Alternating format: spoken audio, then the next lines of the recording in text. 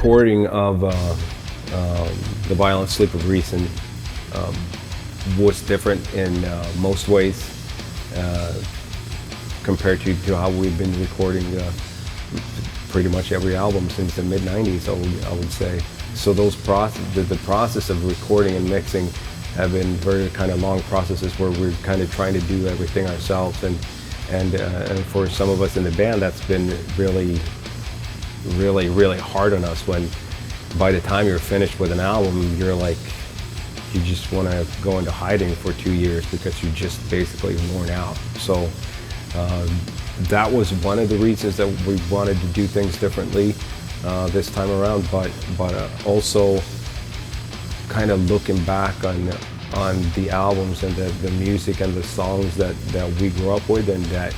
we really loved in metal were always kind of recorded live, and that they had that live vibe to it, and there's a certain energy that comes with recording live compared to recording drums first and fixing whatever needs to be fixed so it sounds perfect, and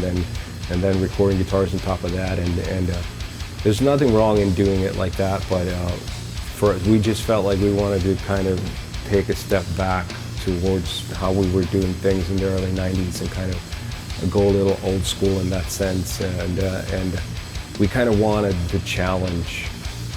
that comes with that as well. We rehearsed for at least like 2 months. We all agree in the band that we probably would have needed an additional at least a couple months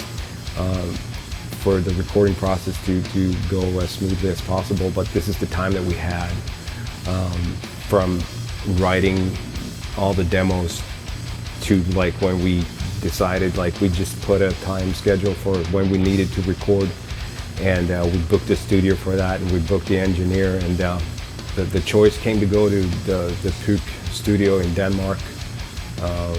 which kind of had its heyday in the 80s and 90s with bands like Judas Priest and Depeche Mode, and it was kind of a big deal studio back then. Today it's not being used very much, so we